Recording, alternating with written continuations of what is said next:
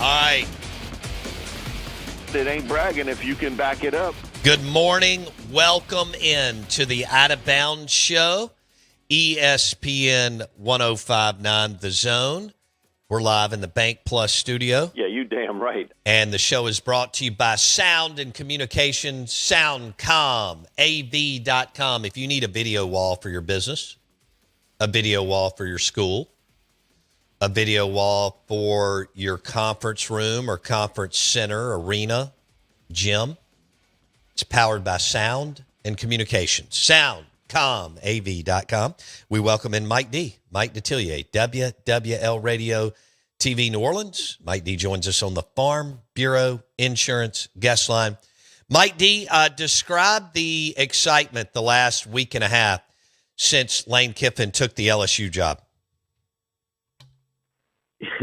Yeah, it's at a pretty high pitch because I just think the last couple of years, what has happened offensively on this LSU team has just been sort of distasteful for everybody that either covers the team or are fans of the team. And they still love LSU, but they want somebody that knows what they're doing. And that's what Lane Kiffin, certainly, that's his wheelhouse of knowing offenses, knowing how to fix things, and also being able to develop quarterbacks. And so it's been at a pretty high pitch. And I think people, last week because of the National Recruiting Day signing period, they were excited about what if Lane Kiffin could keep most of the recruits that had committed to go to LSU, and he was able to for the most part. But I think most people are really excited about what will happen in January, and that's more of his wheelhouse, transfer portal. LSU is 13th in the country right now in high school recruiting. Two of those, it's only 14 commitments. 2 are 5 stars, 11 are 4. So that's a hell of a class right there. Mike, is the University High School on the LSU campus? I kept up with it years ago, but is it still pumping out a ton of talent? And it's sort of spread out across Baton Rouge. Hurricane Katrina had a lot of people leave the city of New Orleans and head more north toward Baton Rouge. So those Baton Rouge schools, if it's been Catholic High University, the Dunham School, you name it. I mean, the enrollment has really jumped up over the last few years, but that's really been in place since 2005, since the Katrina year. And I think it's, Baton Rouge is not built for all the traffic there. Anybody that's ever passed through it understands rush hour traffic is a nightmare. I'd much rather drive in New Orleans than drive in Baton Rouge at rush hour. Wow. Much rather. And I do it every day. So I can tell you from experience, New Orleans will get you out of there much quicker than Baton Rouge will. Yeah. What time does your show end on WWL? At 6. Okay. Either 6 o'clock or 7. It's one of the two time frames that we have. But you try getting out of there at 6 o'clock in Baton Rouge. Try driving around either at 5 or 6, and it's a nightmare. And they always seemingly working on the same interstate for the last 20 years. Mike Detillier on the Out of Bounds Show, ESPN 1059 The Zone. Didn't y'all have Archie Manning on last week? I thought I heard a clip of that. Yeah, we sure did. Archie, we did 4 hours from 4 to 8 at Manning's Children's Hospital in raising funds for the hospital. And so Archie came. We had myself along with Bobby Hebert, Deuce McAllister, Archie Manning, and Eli and Cooper called in. Okay. All right. Yeah, I heard a clip with Hebert and you and Archie talking about, I guess, Lane and the LSU job. It was on my Twitter feed or something. So I knew that was that was happening. All right. So what's the listener, like callers or text or whatever on the show? What has been the listener's reaction to Lane to LSU, Mike D? I would say probably 95% of it has been positive. There's still people that they don't like the way it ended with him at Ole Miss and feel as though he's not a lifer. My thing is, so what? If he spends 5 years there and gets you to where you got to be in and being in the playoffs and a shot at a national championship, a lifer. What is that today in college football? Okay, we all grew up, if you're a certain age, with people like a Woody Hayes or Bo Schembechler or Bobby Bowden and Joe Paterno and those guys that would stay at a university for 20-plus years. Okay, that's going to be rare today to have that happen. Not saying it won't, but it's rare that a coach is going to stay for that long a period of time. And I think also through society, a lot of people, a certain age, man, they jump around. They in 15-year period, they may have 3 or 4 or 5 jobs. It's just the way you look at things. If you can make more money somewhere else, you go. Now, they wanted the first to be critical of somebody else if they leave their university to go somewhere else, but it's okay for them to do it. But I would say it's 95% positive on Lane Kiffin. They feel really strong about it. This is a talent-rich state with talent, football-wise, has been. It was one of the big reasons. I remember in doing a number of junkets with Nick Saban when he was here. Coach Saban would always point that out, that was one of the main reasons he left Michigan State to come to LSU, and that Bill Belichick would always give them these assignments to go and find certain things. And one of his was to find the states with the most talent per capita. And Louisiana is on top of that list virtually every year. And so you have that talent in state. You have sometimes developing talent that maybe aren't recruited by LSU right away, but they go to another school. Now you can get them back in the state, and also to the brand. And we talked about it last week, the brand of LSU, and that there aren't a lot of people. Okay, you turn on your TV and it's not necessarily what they do on the field, and that starts it. But you look around and see the success of a Shaq O'Neal or a Livy Dunn or Joe Burrow, or Jaden Daniels, Paul Skeens. We can go on and on and on about players. And commercial-wise, you don't think 16, 17-year-old kids don't see that? They all see it. They much more on social media than anybody else. Now, for some people, that don't mean anything. Don't mean anything to you. It means something to them. Right. And LSU has that brand, and they promote it. One thing for sure, that they know how to promote it really, really well. So I think there's a feeling that in a short period of time that Lane Kiffin can get the right pieces in place and have this team in that playoff hunt, in the 12 team playoff hunt, and almost put it like a friend told me last night, be like what Tulane is today. They in the 12-team playoff, the first team in Louisiana to get in there. How much money would you have won if you'd have bet somebody that? It wouldn't be LSU. It'd have been Tulane. Wow. Mike Detillier, Saints LSU Insider, WWL Radio New Orleans. He joins us on ESPN 105.9 The Zone. Mike, so Notre Dame was all upset they didn't get in, and then they decided to pass on the bowl game. I want to give you my theory, get your reaction, what you think. So they declined the bowl. Basketball and baseball, as you know, Mike, whether you're growing up playing or in college, you play a ton of games. Football, you don't. And to me, you want to play every game you can because you got a short window. I thought it was a bad move to decline the bowl game by Notre Dame. How did you see it, Mike D? I think Notre Dame would have wanted to play it, but when they had a team meeting and I heard their athletic director yesterday talk about this. A number of their top players would have opted out of that Pop-Tart Bowl. And so you're not playing with your full team. And I think they just decided that, hey, listen, there was certainly a snub, but under the rules that they've set today, and that has to be changed. You could do it easily. Go to 16 teams. Okay? How difficult is that to do? They're holding out for money, but, Notre Dame not being in a conference now for the first time has come back to bite them. Mm-hmm. And just think who kind of controls things.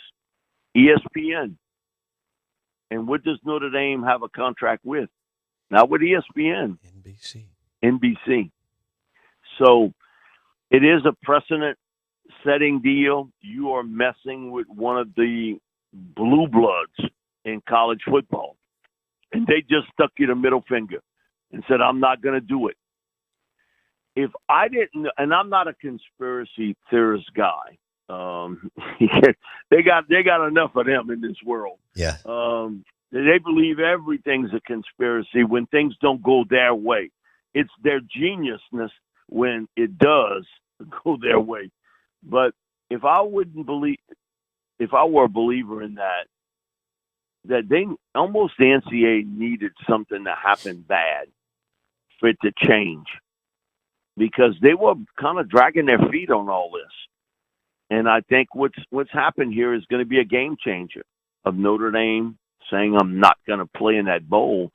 And I understand it from their standpoint when they, financially, yeah, they would be compensated pretty well for a bowl game. But if you're not going to have your full team, and, Jeremiah Love's not playing in that game, what does he have to gain to play in a bowl game? Okay. And I think now most of the scouts in the NFL and general managers, they understand that of what a player doing.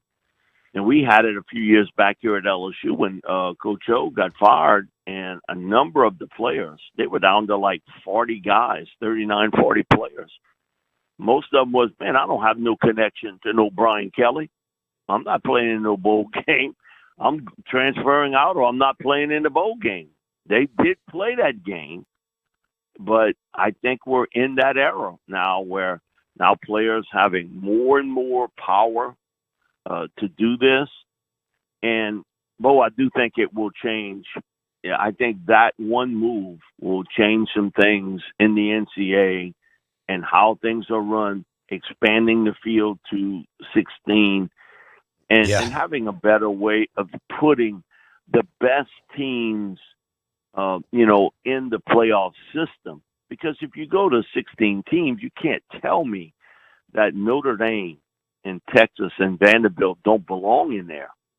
And I'll be honest with you, a hot Notre Dame team, the way they were playing, they might have went pretty far in this format. Yeah, but possibly. Just the way the rules are set up, they get left out, and head-to-head competition does matter. They did lose to Miami early in the season. I wouldn't have wanted to play that Notre Dame team today if they had a full team, but there's always extenuating circumstances, and I think the NCAA let this happen. They have been out of the college football business for years, ever since they've lost almost billions of dollars in court suits. They could care less because they see themselves getting pushed out more and more, that they're not making these decisions anymore. This is being done by basically conference presidents, the athletic directors, everybody sort of taking over. And they don't have a say in this. They still getting their cut. They're the biggest bookie in the world. They do absolutely nothing and get paid, win or lose. I do think if I would believe a conspiracy thing, this is the setup that you wanted a big-time team like Notre Dame to say, you know what, you snubbed me, I'm not going to play in the bowl game. And that's exactly what happened. It was the setup. But maybe it's the setup for a change, and maybe for the good, maybe. Sometimes something has to happen bad for something to happen good. And I think True. you're going to see some changes here in the college football system that should have been done from day one. But, you can't get anybody to agree on where to go to lunch, much less come up with a new set of rules. That's true. What do you think? Do you think we'll eventually take the G5 teams out and it'll just be all Power 4 at some point, Mike? I think they have to include the G5 teams. I think that's part of it. Come on, nobody's going to give James Madison having to travel to Oregon, and you look at Tulane Ole Miss, and that'll be an interesting game. It has to be closer than the first time they played. That was 45-10. Oh, I remember John Summerall coming on in our weekly show, and he was like, we were embarrassed, with the firepower, and we seemed to be overwhelmed by Ole Miss. I think that will be a closer game, but come on, Ole Miss has got way too much talent to lose a game like that, to be honest with you. And but I think they will always have inclusion in the system, no matter what. They will always be included in there. And the way the rules are set, everybody agreed to this. Why is everybody in an uproar when you agreed to do this years ago? Now, because, my team didn't get in, you upset about it. But you were okay with it years ago. Yeah. Mike Detillier, LSU Saints insider. They've been they're always partying, but they're partying even more with Lane Kiffin now in Baton Rouge. Saints won a game over the Bucks. And hey, they got something. They got something at quarterback, Bo. Are you sold on Tyler Shuck? I was a couple weeks back. It's a certain presence about him. He's got the it factor at quarterback.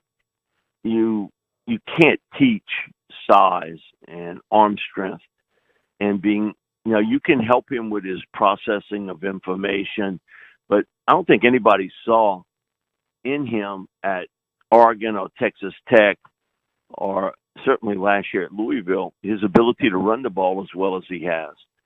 And you hear it from the veteran players. Hey, that guy can play. And so, I think they got something. And now you got to put the other pieces around him because, their talent level around him is poor, really poor. And their interior offensive line is bad. They can't protect him inside. Ever since the injury to Eric McCoy, and he went down when Spencer Rattler was the starter, to an injury. But I think the Saints got their quarterback of the future in Tyler Shuck. I'm convinced of that. I've seen enough. That guy can play. And you see just how mature, how smart. He's still making mistakes. And, hey, that happens. Anybody who goes to work every day makes a mistake. But you look at him and how he processes things as a quarterback, you come away very, very impressed with him. And we were laughing the other day because I interviewed him at Manning twice, two different schools, but he actually came to Manning 3 times. Quarterback at Oregon, Texas Tech, and at Louisville. I interviewed him when he was at Texas Tech and then when he was at Oregon. He's bounced around, had a couple major injuries, but you can see super talented young man, and he handles it very well, very mature for his age. All right, Mike, I'm going to the game this weekend. Saints, I think it's a 3:15 kick against Carolina. Can you guarantee me a win? I guess not. I can't guarantee a win. I will say this. The Saints came up with a game plan against Carolina, who is the ultimate Dr. Jekyll, Mr. Hyde team. No doubt. The Saints played them in Carolina. They shut down Rico Dowdle, and Bryce couldn't buy passing yards against them. And the Saints ended up winning. It was Tyler Shuck's first win as a starting quarterback. Their defense really, really played well. The Saints hit some big plays.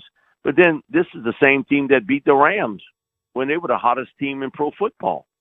There is really no explaining the Panthers. And are you really sold Bryce Young's a legitimate, what you want to call kind of big-time player at quarterback in the NFL? Neither am I. But yet, he flashes it now and then. And so that it's almost like the illusion of I see it every once in a while, but it's not there all the time. But Brandon Staley, I thought, did a really good job defensively, stopping the run and say, okay, if you're going to beat me throwing it. And he couldn't do it. And yet he did a really good job against the Rams. Now, they did get 3 turnovers in that game, and he's thrown for over 400 yards this season, which is really saying something in a league that you get quarterbacks winning with under 200 yards passing. So I think it's going to be a close, very competitive game like it normally is, Saints-Carolina. And the Saints stop the running game of Carolina because that's what they want to do. They want to run the football with Rico Dowdle and kind of have you in their lane of traffic. Mm-hmm. If not, then they put everything on Bryce. And sometimes he's played pretty good, and sometimes he's played not very good. Yeah. Well, I'm looking forward to it, especially the food and the beverages. And, the game will be what it is. But Mike D he's sold on Tyler Shuck as the future QB1 for Kellen Moore and the New Orleans Saints. We've only got a minute, Mike, but I heard from some people that Miss Benson is willing to bundle the Saints and the Pelicans and sell them for like $6.5 billion or so. You heard any of that? I've only got 30 seconds. You heard wrong. Okay.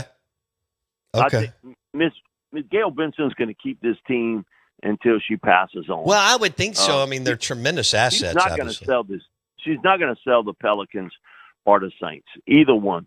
That I think that's just something. I think people like to try to make up stuff about owners, and they want owners to sell when owners are making record profits off of professional teams. Yeah. Why would you? Why would you at this point? I know I wouldn't. Hey, Mike D, I couldn't agree more. There's only a 30-something of each in the country, and you're right. That is big time. Mike D, have a great week, my man. Thanks a lot, Bo. Appreciate it. Hope to see you Sunday. Maybe I'll stop by this pregame show. Say hello. We are the Out of Bounds Show. ESPN 105.9 The Zone. Brought to you by Pathway Healthcare. 3 locations in Mississippi, Jackson, Laurel, and Columbus. Pathway Healthcare delivers real medical treatment for addiction and mental health, not lectures. Call Pathway Healthcare today. 1-844-PATHWAY today. Patients can get in within 24 to 48 hours. And they take all insurances within the state of Mississippi. Pathway Healthcare.